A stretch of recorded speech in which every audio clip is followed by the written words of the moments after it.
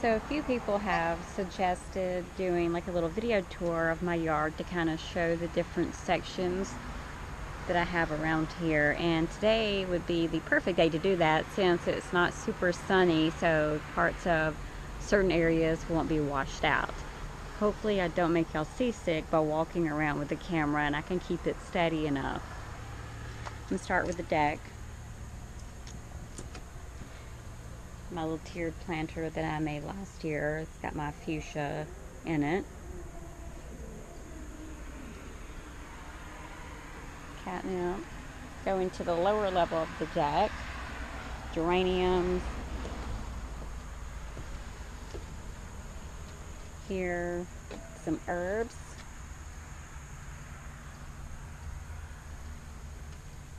My crown of thorns.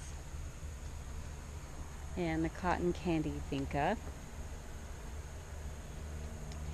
So we'll venture down into the yard. So there's the Elaeagnus, or the silverberry, that we had trimmed way down a few weeks ago. I'm planning on fixing this area up. This is a fake hollow rock that covers our well pump head that we don't use anymore. The vegetable garden, which is in pretty bad shape at the moment, I guess you could say. Something won't stop eating my stuff, so I'm not getting a lot of vegetables out of the garden. I mean, it even likes jalapenos apparently. The storms that we had a while back kind of destroyed what was remaining of the marigold, so I need to kind of clean that up. This is a winter squash. I forgot what variety it is, but I'm not sure if it's going to be able to actually produce any before our first frost. It's already mid-October here, so weeds that I can't get rid of. They're really terrible weeds. This is my little herb garden, like corner.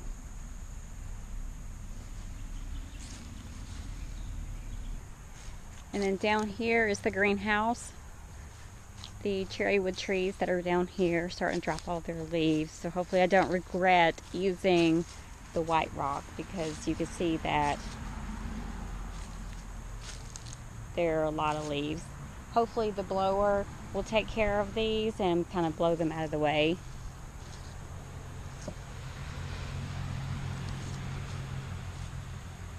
Even though it is mid-October, everything is still doing great here.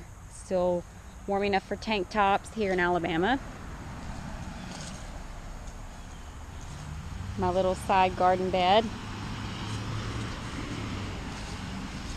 And my daylilies are about to bloom again. They think it's springtime right now. This is the back side of the greenhouse.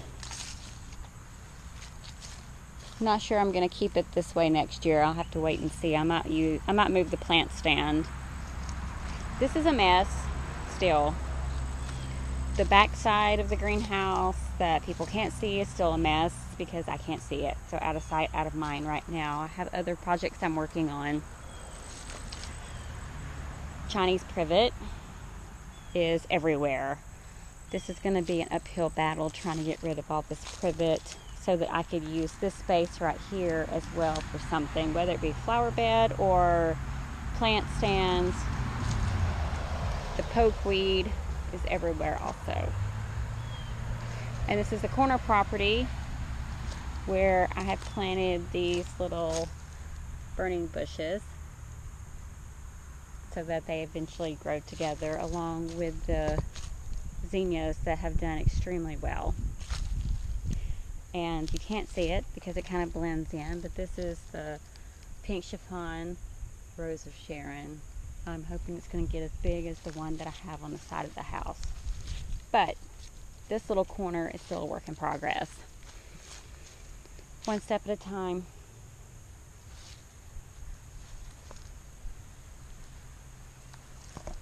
This is a shot of our house. It is orange. I like to call it terracotta. For the color, not my choice color for the house. It would be great if I can get it painted again one day. I say again, we've never gotten it painted. I don't know whose bright idea it was to paint a house orange, but continuing with the backyard, this little area is where our hammock used to be. We pulled up the post because we never used the hammock, and our pecan tree we had cut down a few years ago. The pecan tree was right here, which is why it's bare. Still working on getting that filled in.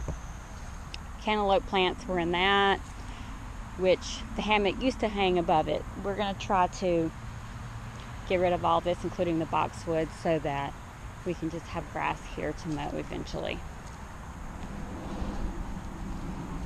This is our property line where these trees are. Lots of privet, lots of poison ivy. Poison ivy is everywhere here, along with spider webs.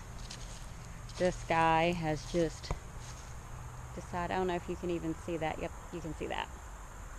Hanging out in our crepe myrtle. Next time I mow the grass, he's going to scare the crap out of me if I don't get rid of that. The back of the house.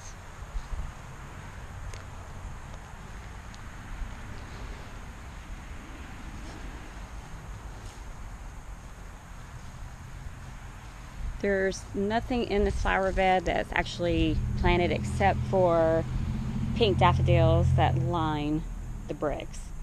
I'm going to leave this empty because it was overflowing with weeds earlier in the season, and I need to get those under control before I plant something else there.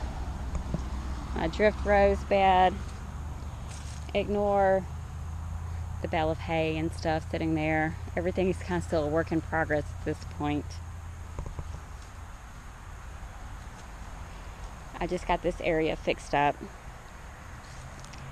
Hopefully my apricot drift rose kind of bounces back. I just transplanted it, and my Julia Child rose bush is doing better now that I've fertilized it. This little area, this little corner area is where my hardy hibiscus are, along with a pink knockout rose and balloon flowers that border the front. And that pretty much is everything in the backyard.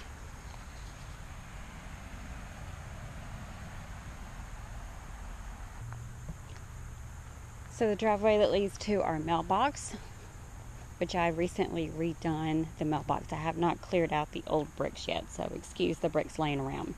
That's on my to-do list, as long as weather permits and time. This is the side of the house area that we really don't see much because shrubs and bushes kind of block it. We have 2 dogwoods back here. This is a volunteer crepe myrtle. Pretty sure it was just a little twig that got thrown over here for them to pick up on the side of the road, and it decided to root itself and grow. I don't know if you can really see that in the video very well, but I have to keep this cut down because it's not the most ideal place for a crepe myrtle to grow. So coming back into our driveway, we have a loop around driveway. This is one end of it. We're back on this side of the house. We'll walk up the side walkway and take a look at another area that I'm working on. You see my elephant ears and the aucuba bushes. I do believe that's how you pronounce it. My camellia tree, which is currently blooming, and the yellow jackets seem to love camellias. Elephant ears. This area I'm still working on. I just transplanted my yellow knockout roses from the basement door side over here. They're not doing super great. They're in transplant shock at the moment. My little oak leaf hydrangea. I had more over here that were huge, but when we had these pine trees cut down here, there was one there and one here. When we had those cut down, I guess it was too much sun. So you can see over here, these aucuba bushes are turning black. Some of the leaves are turning black and dying. I believe it's because they're getting too much sun now. So I just planted this bridal bush, so I'm hoping it's going to get super huge and kind of block some more of the house that's across the street. It's actually for sale right now. Azaleas that did not bloom this year. I'm not sure what happened. And my rhododendron, I've cut this thing way back. It is mid-October, and there it is. It's about to bloom. You can see that little bud there. There's another one somewhere right there where it's about to bloom out. I transplanted this elephant ear from the pink drift roses that you saw a minute ago. It's doing well. Side of the house, there's a bush that I can't pronounce right up there. The bridal bush, the elephant ears, and the aucuba shrub, or aucuba. I'm not sure how you pronounce it, so forgive me if I just butchered the name.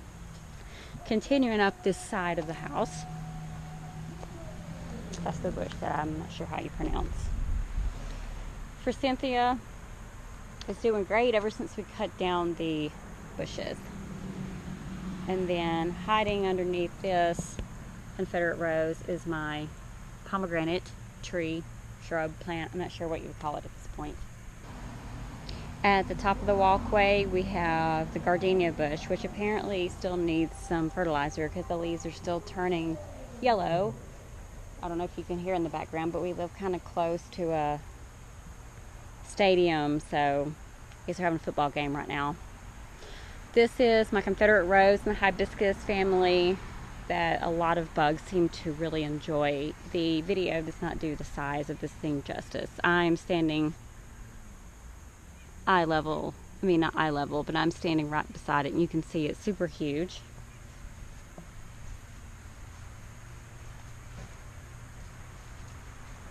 I do have couple of blooms up there. I'm not sure if you could see those right now.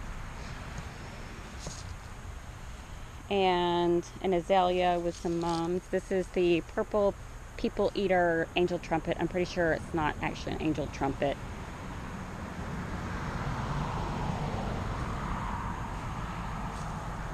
And my pomegranate thing, whatever you want to call it at this moment. It's not flowering at this time.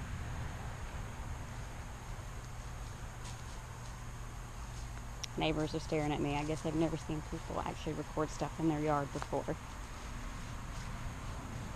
Pampas grass mixed in with some privet that I'm still trying to battle and get rid of.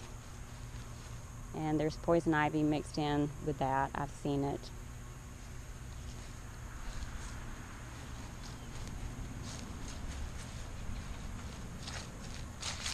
And so this is this side of the house.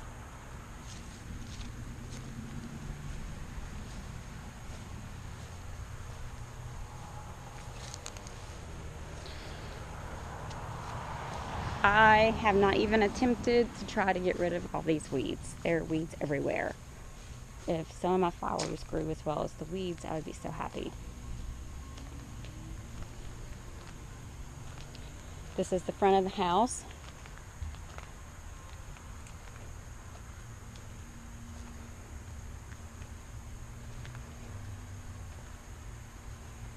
My purple shamrock. I've managed to keep a hanging basket plant alive all summer. That's amazing. Usually I forget to water them and they dry out. I actually made these benches.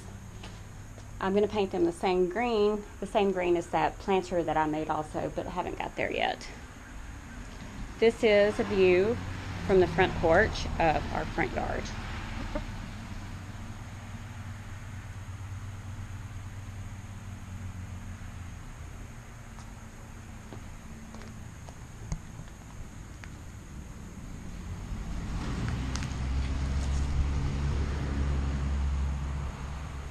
My other gardenia, again, I think it needs some more fertilizer because some of the leaves are still turning yellow. This little area is empty now. My ground cover carpet roses were here, and I just moved those to over here. they are doing well out of transplant shock, and you can see they put on a bunch of new growth.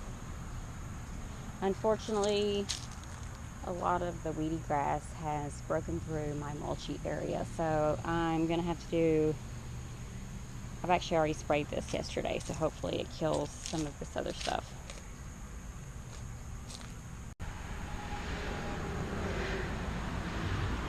We used to have 3 pine trees in our front yard. A few years ago we had 2 of them cut down and the stumps ground. That area is a little bare in some areas. We have 1 left we decided to keep. All 3 of them had white azaleas around them, and I guess I have not watered them or fertilized them well enough, so it's really sad that this has turned into a bunch of pretty much dead twigs. This is going to be one of my projects in the spring, or if it stays warm enough, long enough, I can start on it now. But I'm not looking forward to having to get rid of all these azaleas. There's there's privet growing in it. I knew that there was some poison ivy.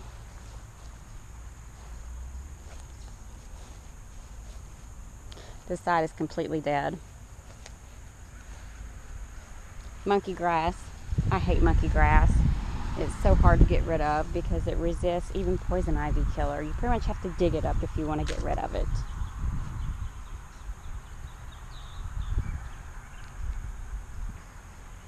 So I'm standing on the other end of our driveway. We have a Japanese maple there in the corner. Ignore the stuff on the side of the road. I have to get them to come pick that up next week. And then of course there are fire ant beds everywhere right now. Whoever lived here before us too liked holly bushes because they're everywhere also. This one is gigantic.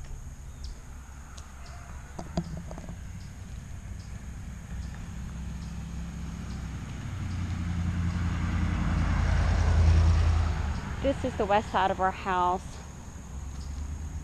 Weeds, crepe myrtles mixed in with things I don't know. Some nandina bushes also. I'm not sure what this tree is. If anybody can tell me what that is. It kind of looks like some kind of conifer.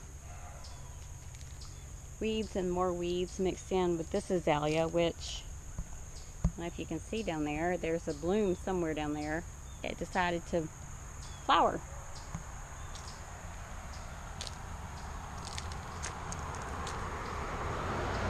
One of my sunshine dahlias is here. This is, like I said, the west side of the house. My really huge Rose of Sharon that I'm hoping the pink chiffon eventually gets this big. And that pretty much concludes the tour of my yard, front and back, on the sides, and all that good stuff.